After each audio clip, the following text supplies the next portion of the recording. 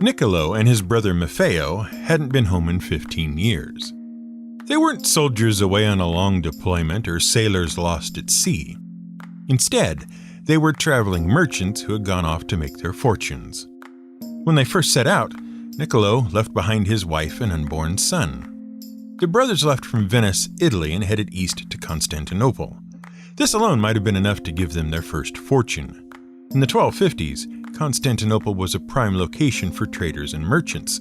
Overland routes from the east to west and north to south met with water routes from the Mediterranean, Adriatic, and Black Seas, all of which made for lucrative trading and selling for a profit-minded individual. Constantinople itself was friendly to Italy thanks to a successful crusade that put Latin influences in power, and so the brothers enjoyed favorable tax rates, were able to dabble in politics, and had diplomatic immunity to boot. So favorable were the conditions that Niccolo and Maffeo spent several years conducting business before the winds of political change started blowing and they moved their operations north into the Crimea. A short time later, Constantinople fell and a new Byzantine Empire arose, one which did not appreciate the presence of Venetians in the city.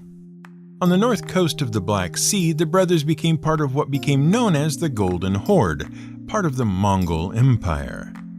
There, the brothers managed to become merchant partners with Berka Khan himself, though the civil war between Berka and his cousin Hulagu soon encouraged Niccolo and Maffeo to move on to parts further east.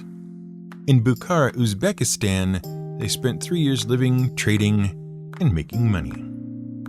But then, in 1264, who should come along but Hulagu Khan? Hulagu thought it might be time to get in touch with his brother, Kublai Khan, and chew the fat. As the grandson of good old granddaddy Genghis, they had lots to discuss about this empire they were sharing. Knowing that such discussions were often good for trade, Niccolo and Maffeo decided to go along and see what could be done for their bank accounts. What could be done was pretty lucrative. The brothers were received at the court of Kublai Khan in what is now Beijing with honors and great ceremony. There they spoke with the Khan about Europe and the present state of affairs. They traded information about politics and religion and conducted trade throughout the empire. Eventually, Kublai wished to send an emissary west and establish contact with the Pope himself. Not only that, so fascinating were the stories told by the two brothers that the Khan decided to invite 100 educated people to come back to his court and teach Christianity and Western customs to his people, and to bring with them oil from the lamp in the Holy Sepulchre in Jerusalem. In order to aid their return to the Khan's court, he issued them a travel pass in the form of a 3-foot-long solid gold tablet with the guarantee of safe passage and lodging along the way. Unfortunately, on their return to Europe, Niccolo and Maffeo discovered that the Pope they knew, Clement IV, had died, and the Church had so far been unable to make up its mind on his successor, so they had no one to whom they could present Kublai Khan's request. Under the advice of a friend, they returned to Venice to await the election of a new pope, which wouldn't happen until 1271, 3 years after the death of Clement. Once again in Venice, Niccolo discovered that his wife had died several years before. Fortunately, his son survived and was raised by an aunt and uncle while awaiting his father's return. Niccolo used his time between popes to finally meet and get to know his son, Marco Polo. Together with his father and uncle, Marco would set out on the return journey to Kublai Khan, which would become world famous and help firmly establish the legendary Silk Road in everyone's mind. This is GM Word of the Week, and I'm Fiddleback. We have to begin this episode with a bit of a correction and an apology. See, way back when, we did an episode on the development of gunpowder called saltpeter. You can go back to listen to it if you want, but you'll notice right away that we spend some little time telling you about the travels of Marco Polo and his mysterious, unnamed brother. In fact, we make quite the point about his brother receiving no credit at all for having participated in the very same travels as Marco did. None of the adulation and fame that Marco received ever seems to have accrued to his brother in any way.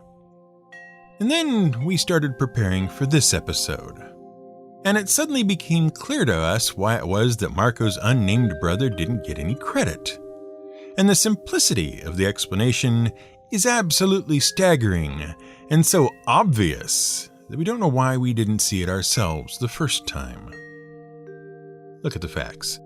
Marco's father, Niccolò, leaves Venice while his new wife, Marco's mother, is still pregnant with him. He's then gone for 15 years. When Niccolò returns, he finds out his wife died very early on in his absence and that 5 or 6-year-old Marco was taken in by his relatives to be raised. Where, we ask you, was his brother supposed to come from? There are no records of stepbrothers, no children of his aunt and uncle that Marco considered to be his brother, and certainly no brothers born of a subsequent union between his biological mother and father. The reason Marco's brother got no credit at all for participating in Marco's travels was because he didn't. Because he didn't exist. If we had to guess what happened in our original research, we'd guess that Maffeo jumped his place in line and got read as Marco's brother rather than Niccolò's. If someone would like to show us evidence to the contrary, we'd love to see it. But every authoritative source we can find says Marco was an only child.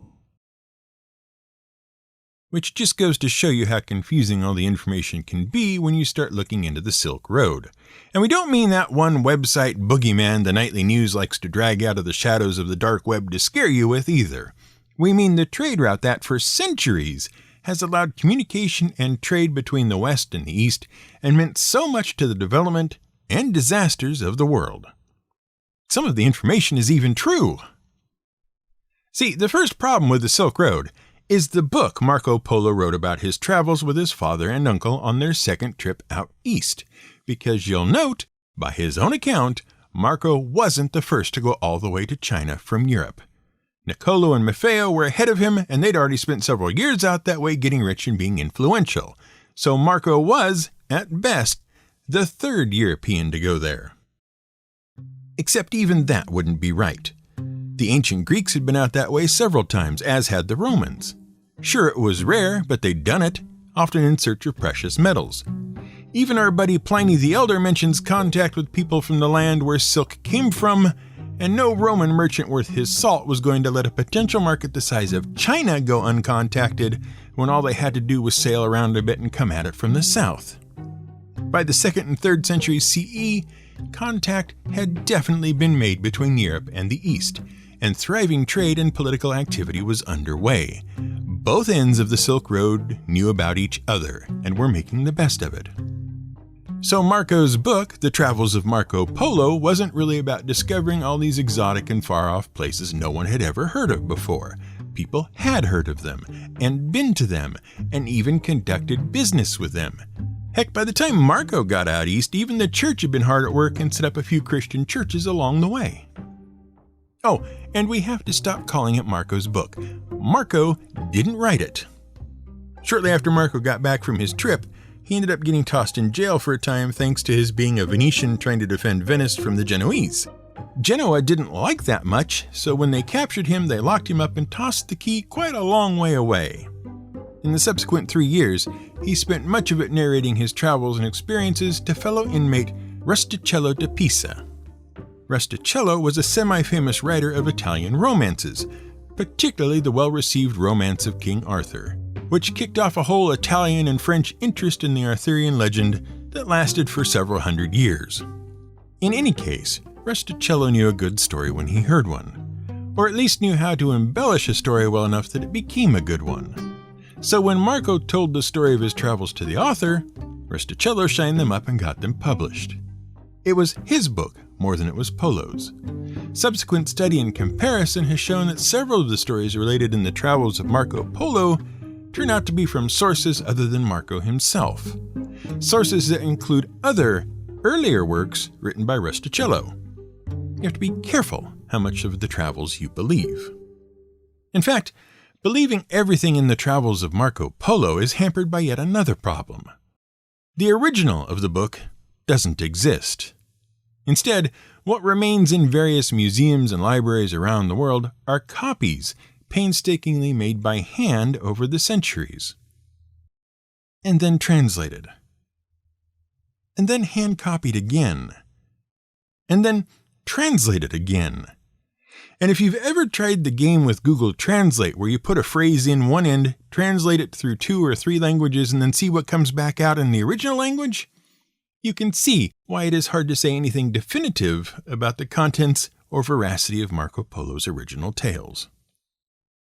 These are but some of the reasons a lot of people think Marco Polo never really went to China, and maybe never left Venice. There are too many discrepancies between what Polo says happened and what really might have or could have happened. The book refers to the Mongol Empire as a sophisticated civilization, but everyone knew, in the same way that everyone knows things about other people now, that the Mongols were barely more than barbarians, thanks to earlier accounts from other travelers in the region. Marco completely fails to mention important Chinese things like chopsticks and tea and Chinese characters and, oh yeah, the Great Wall of China, which you'd think he would have noticed at some point in his travels. He doesn't even mention place names anyone else has ever heard of, so how could he have gone to China at all? He probably just made it all up to entertain his cellmate and get a book out of it. Marco Polo was just a big faker. Some of the things we think we know about Marco Polo are, of course, patently untrue.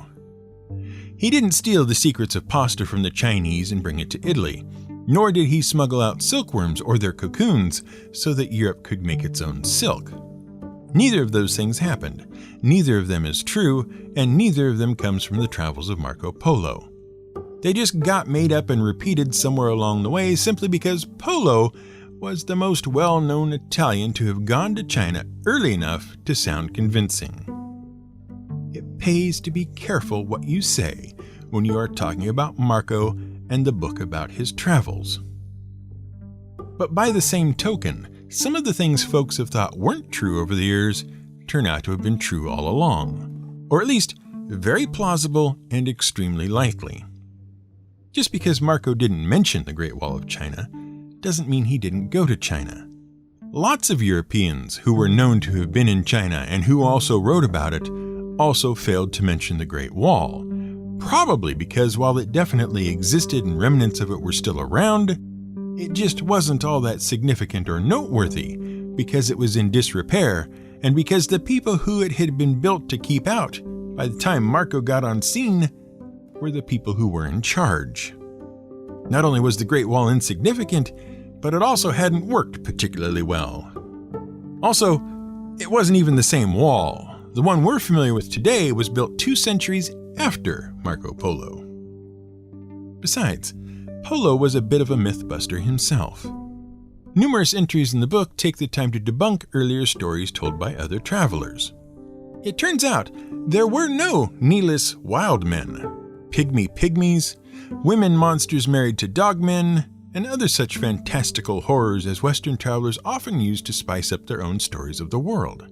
In fact, Marco's accounts are oftentimes more accurate and more detailed than any of those who went before, and it is noted that when he did mention the occasional fantastical attraction, he was very clear about whether it was something he was told about or something he saw for himself. Polo actually set the record straight on several occasions. But where Marco really hits a home run and either very convincingly lied about minute details he had never seen or actually went to China and saw things for himself is in his business dealings. In 2012, a detailed analysis of Polo's stories, especially those that included details of currencies he had seen and notes about salt production and revenue, showed that Polo would have actually had to have gone to China to know the things he knew. He gave accurate descriptions about the size, shape, denominations, and seals used on Chinese currency, as well as variations on that currency in different regions of China. When historical salt records were compared with details given by Polo, they matched up, and these details, taken together with other bits of information, show that Polo's reports of his travels were, by and large, authentic. One of the biggest disputes about the book, though, may be what role Marco says he played within the courts of Kublai Khan. See, one of the major points of the trip was so that his uncle and father could report back to Kublai Khan. And Kublai was still so enamored of the pair, and subsequently enamored with Marco, that he began putting them in charge of various things around his empire. Some accounts have it that Polo was appointed governor over some area of the Khan's land. Others have it that he served as a diplomat to various portions of the empire as needed, or perhaps he was a minor government official or tax collector. Most of the guesses around what Marco Polo did and what role he fulfilled at the Mongol courts are brought about by the various translations, interpretations, and other corruptions of the original stories. All that is known for sure at this point is that he was there and he had some official duty. Given the prevalence of information on the salt monopoly in China, it is most likely that Polo was a government officer in charge of some of that monopoly. But all that is really beside the point. The stories in the book weren't really meant to be tales of thrilling adventure and daring do. Sure, some of them came out that way, but by and large that was not the intent of the original telling. Nor was it a travelogue. It wasn't about the act of traveling itself. Instead, the book that made Marco Polo famous was meant as a handbook for merchants. The book explained the various customs Marco encountered during his travels and introduced some new ideas and commodities to up-and-coming traders. All very useful stuff. In fact, it is from Marco Polo that the West learned about things like gunpowder, coal, and even paper money. But more importantly, within its pages were texts on weights, measures, and distances. In other words, it was a way to understand and convert the various different measurements a merchant was likely to run into in different regions of the world, so they would always know what their goods were worth, no matter where they might go, along with instructions on how to get where the goods might be most profitable. And once there, it explained how to get along with the locals. And apparently, the book was so popular, as well as useful, that even Christopher Columbus carried a copy around on his voyages. In subsequent years, the details provided by the travels of Marco Polo were significant and well recorded enough to help inform a man named Frau Mauro when it came time, about 200 years later, to create the most accurate map of the world medieval Europe had ever seen. The Frau Mauro map, about which we just did a whole footnote episode for our supporters on Patreon, was so accurate that hundreds of years later, when we could finally look back at the Earth from space, even NASA was impressed with it. All told, Marco Polo and his relations spent something like 17 years in service to Kublai Khan. By all reports, they had a wonderful time, saw many of the sights in the Mongol Empire, and were greatly admired and trusted by Kublai Khan himself. Though eventually, this would prove to be a problem. The Khan was known to distrust his Chinese subjects, and for this reason, he often brought foreigners on board to help run the country.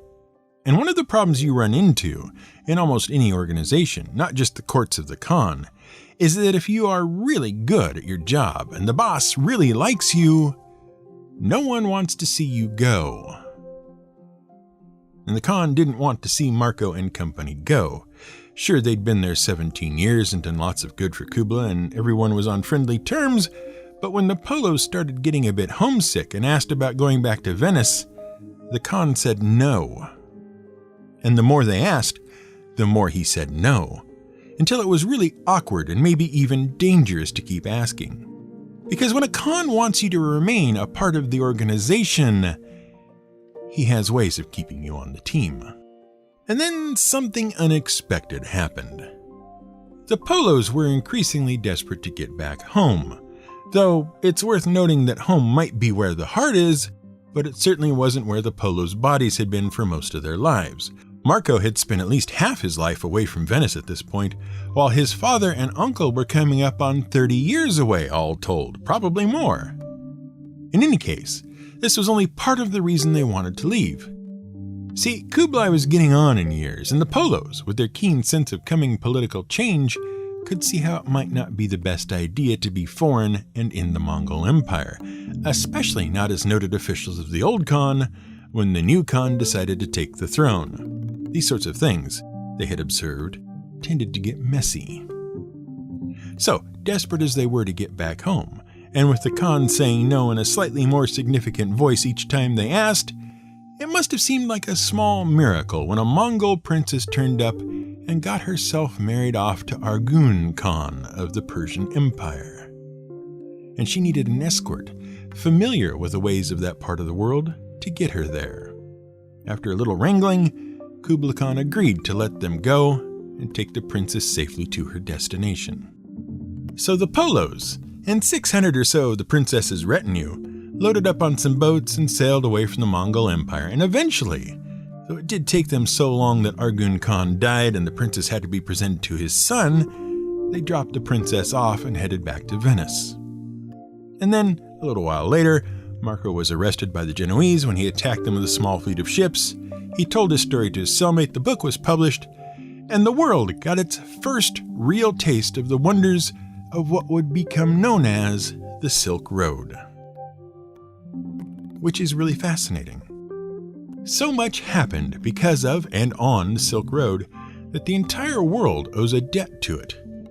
Without some of the things and people that traveled the Silk Road, the world wouldn't be nearly as far along as it is, and we think that's pretty important. So important, in fact, that we'll spend the rest of the month discussing and sharing some of the history and the significance of the Silk Road with you. Like the fact that there wasn't just one Silk Road.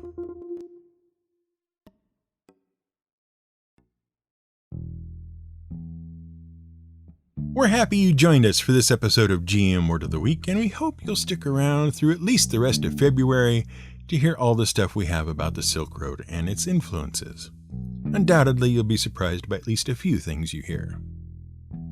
Once again, we'd like to encourage you to help support the show. If we provide you with entertainment and useful information to share around the water cooler or incorporate into your games, consider a small contribution on Patreon to help keep the show going strong. We provide transcripts and release episodes early to our supporters for as little as $1 an episode. It's a heck of a deal, and we can't believe you haven't taken advantage of it yet. Unless you have, in which case, thank you for generously supporting the show and making us what we are today. You're very kind. To find out more, head over to gmwordoftheweek.com, click the yellow banner at the top, and select the Patreon option. This episode was researched, written, and produced by Brian, Marco, Casey, Polo. Music was provided by Blue Dot Sessions. It's not the voice that commands the story, it is the ear.